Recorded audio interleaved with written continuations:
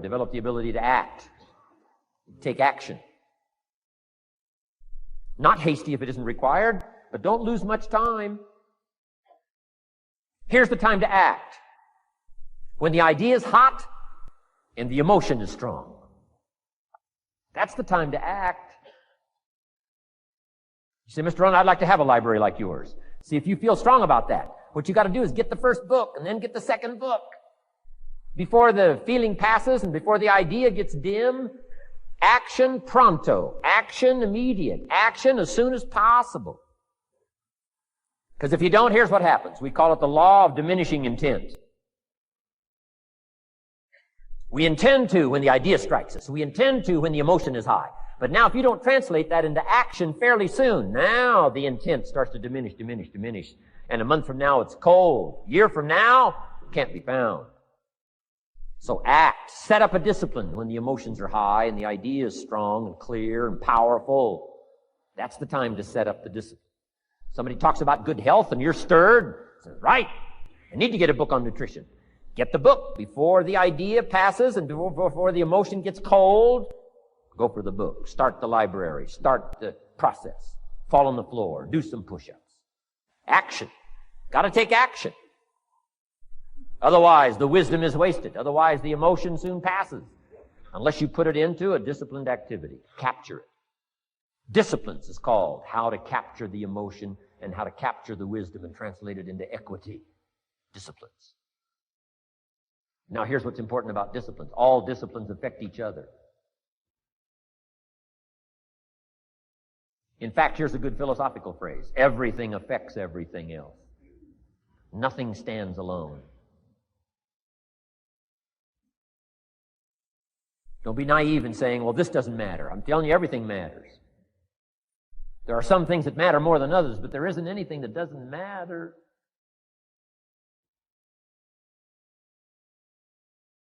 We all pity the man who says, well, this is the only place I let down. Not true. Key to take home. Every letdown affects the rest of your performance. Every letdown affects the rest. This is part of the educational process on personal development. If you don't take the walk around the block, you probably won't do the apple a day. If you don't do the apple a day, you probably won't start building your library. If you don't build your library, you probably won't keep a journal, and you won't take pictures, and then you won't do this, you won't do wise things with your money, won't do wise things with your time, won't do wise things with your possibilities and relationships, and the first thing you know, 6 years of that accumulated, and we say you have messed up. So the whole key to reversing that process now is to start picking up these disciplines. Now here's the positive side. Every new discipline affects the rest of your disciplines. Every new one affects the rest. That's why action is so important. The least action, the smallest action. Take it. Because when you start accomplishing and the value starts to return from that one action, it'll inspire you to do the next one and the next one and the next one. You start walking around the block, it'll inspire you to get an apple. Get an apple, it'll inspire you to get a book. Get a book, it'll inspire you to get a journal. Get a journal, it'll inspire you to grow, develop some skills. All disciplines affect each other. Every lack affects the rest. Every new affects the rest. The key is to diminish the lack and set up the new. And you've started a whole new life process. Key. Also, one more thought on discipline. Here's the greatest value of discipline. Self-worth. Self-esteem. People are teaching self-esteem these days, but they don't connect it to discipline. The least lack of discipline, and it starts to erode our psyche. One of the greatest temptations is to just ease up a little bit. Right? The slightest lack of doing your best starts to erode the psyche. Instead of doing your best, doing just a little less than your best. Sure enough. You say, well, it's just going to affect my sales. No, it's going to affect your consciousness. It's going to affect your philosophy. Now you've begun in the slightest way to affect your own philosophy. Here's the problem with the least neglect. Neglect starts as an infection. And if you don't take care of it, it becomes a disease. And one neglect leads to another. And the worst of all, when neglect starts, it diminishes our self-worth, our self-confidence, our self-value. You say, well, how can I get back my self-respect? I'm telling you, you don't have to go to 29 classes. All you have to do is start the smallest discipline that now corresponds to your own philosophy, like I should, and I could, and I will. No longer will I let neglect stack up on me so that I will have the sorry scenario 6 years from now, giving some excuse instead of celebrating my progress. That's the key to discipline. Okay? Let's get kids involved in the least of disciplines. One more, and then one more, and then another one, and then another one, and then some more. And the first thing you know, you're starting to weave the tapestry of a disciplined life into which you can pour more wisdom and more attitude and more strong feeling, more faith and more courage. Now you've got something, a vessel in which to put it. And now the equities start to flow. And the early return, I'm telling you, if you'll start this process, the early return will have you so excited. You'll commit yourself to this strategy for the rest of your life. You'll never go back to the old ways. Join a new crowd. Join a new group. The disciplines to do it. Take action. I recommended the last time I was here the little book, Richest Man in Babylon, and I said I've lectured now to over 3 million people in the last 33 years, and I've recommended this little book to almost all of them, I think. Guess how many have actually gone and got this little book? Answer, very few. My best guess is 10%. Such an easy thing to do. In that last seminar, right, I suggested this little book, number one, is easy to find. Number two, it's easy to buy. The most you can pay for it, $6, $7, $8. You can borrow that from your kids. And number three, it's easy to read. It's in story form. That's why I use it for teenagers, teaching them how to be rich by 40, 35, if you're extra bright, much sooner, if you find a unique opportunity. But if it's easy to find and easy to buy, and if it's easy to read, why wouldn't everybody go get it? We don't know. What do you know? You don't know. I don't know. Nobody knows. Here's how profound it is. Some do and some don't. Now here's the numbers. About 10% do. 90% don't or won't. We don't know the mystery of that. And I'm telling you, 10 years from now, those numbers will still be the same. 10% will, 90% won't. The numbers don't change. Only the faces change.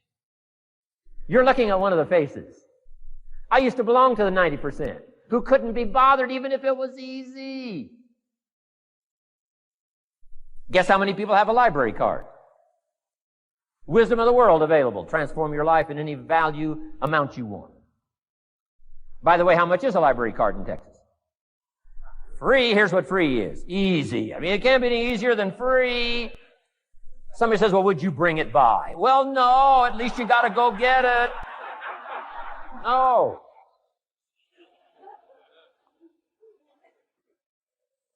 Wisdom of the world available. Transform your life spiritually, socially, personally, economically, and every other way.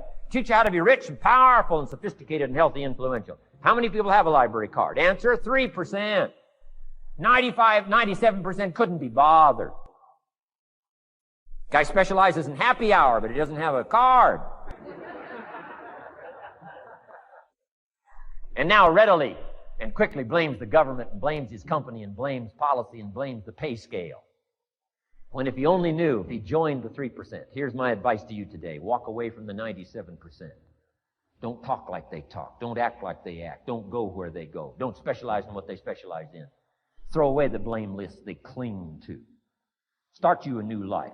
You say, well, is it as simple as getting a library card and join the 3%? And the answer is, of course. Of course. That's how easy this stuff is. This is so easy. It's so simple. It's not complex. You don't need a 2,000-year-old guru. You don't need multi-track affirmations. I'm telling you, don't. Affirmation without discipline is the beginning of delusion. Key. Don't let somebody sweep you into some contrary way to nature itself says, unless you labor.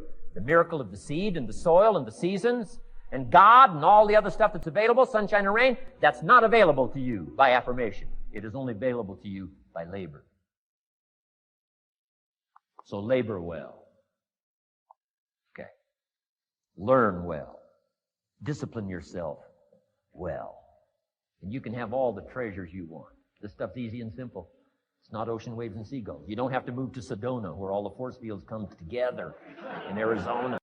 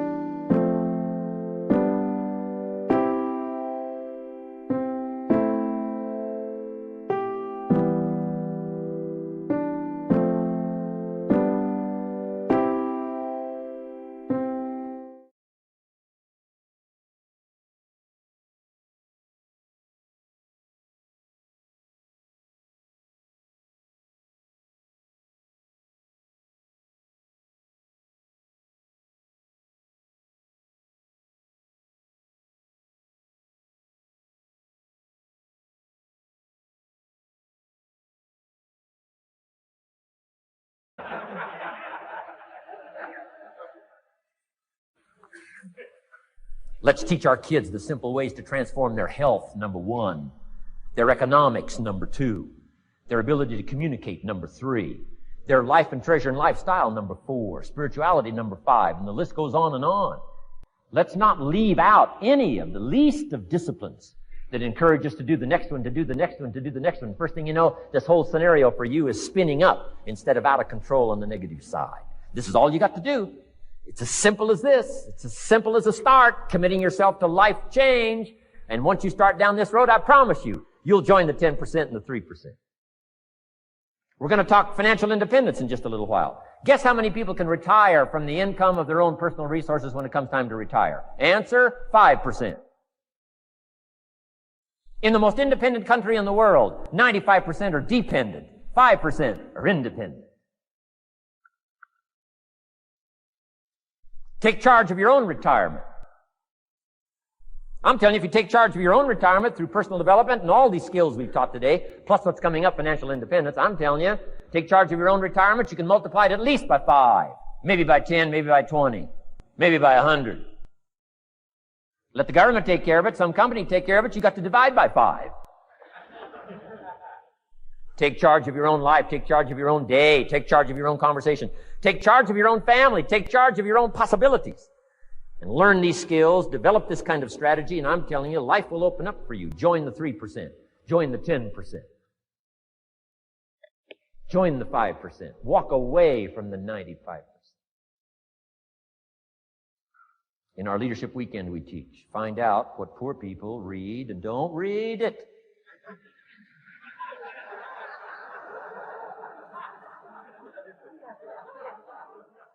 I'm telling you, don't talk like they talk. Lend a helping hand, but don't fall into their poor philosophical scenario. Don't blame what they blame. Don't use the excuses they use. It's called the language of the poor. Switch gears, switch language, switch ideas, switch strategy. Start with the simplest of disciplines. And don't bemean any of these disciplines. The smallest of disciplines starts the process of life change.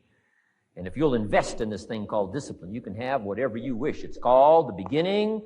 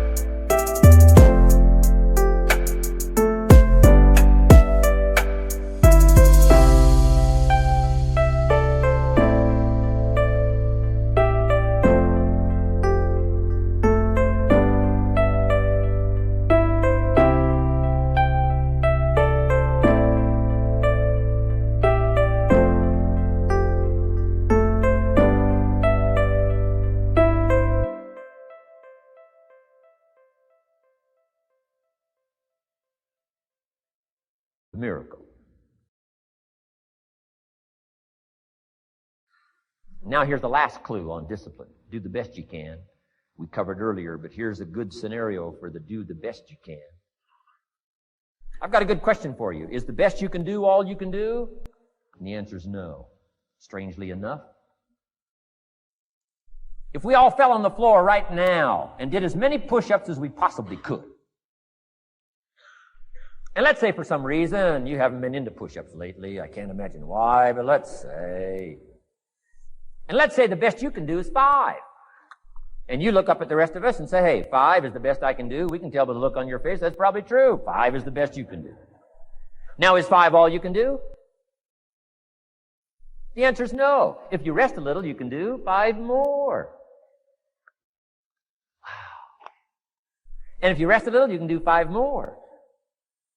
And if you rest a little, you can do 15 more. How did we get from 5 to 15? It's a miracle.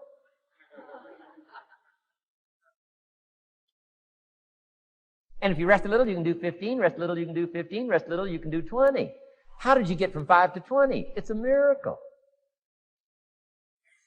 Did you know you can keep doing that? Do a little more, rest a little, do a little more, rest a little, and finally get up to 50 push-ups? Is it possible to get up to 50 push-ups? Of course. How do you go from 5 to 50? It's a miracle. How do you get a miracle going? Number 1, do what you can. Don't leave out what you can, from writing a letter to your mother in Florida. Start cleaning it all up. 2, doing the push-ups. Go from 5 to 50. It's a miracle. Number 1, do what you can. Number 2, do the best you can. Here's number 3, rest very little.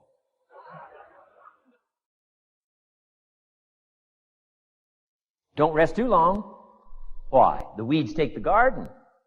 Kids have got that figured out. Can't rest too long.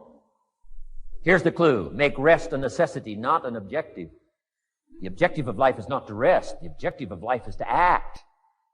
Think of more disciplines. Think of more ways and means in which to use your own wisdom and your own philosophy and use your own attitude, your own faith, your own courage, your own commitment, your own desires, your own excitement.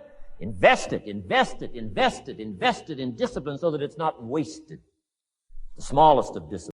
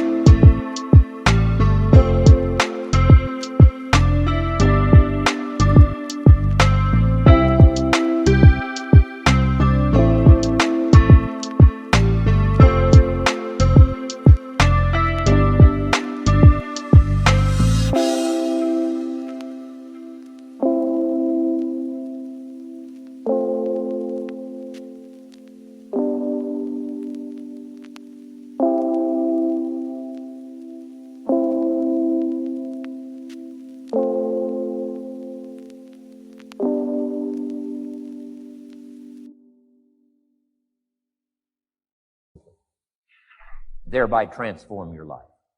Join the 5%, join the 10%, join the 3%. Guess when I went and got this little book, Richest Man in Babylon? The same day I heard about it. I went and got it. Somebody says, well, Mr. Rohn, does that make you different than most other people? And the answer is yes. Somebody says, well, why is that? We don't know. We don't know. What do you know? You don't know. I don't know. None of us knows. Some do and some don't. The numbers don't change. Only the faces change. From those who get in on a seminar like this, listen to a dynamic sermon, read a book, listen to some cassettes, take seriously the next conversation of a friend who wants to level with you, and do something about it. And you can walk away from the 97%, not live there anymore. Because if you don't, the next 6 years of your life will be like the last 6. Mr. Shove said to me, Mr. Rohn, 6 years now you've been working. I'm telling you, the next 6 years of your life is going to be like the last 6, unless you take advantage and start making these personal changes. I made the changes, totally revolutionized my life. So take a look at the next 5 years of your life. It's going to be like the last 5, unless you change. And if you will change, everything will change. Join the 5%. 10 years from now, the numbers are going to be the same. But I'm telling you, some faces in this audience can change and start showing up in the 3% crowd, in the 5% crowd, in the 10% crowd, and thereby dynamically affect your life and your future.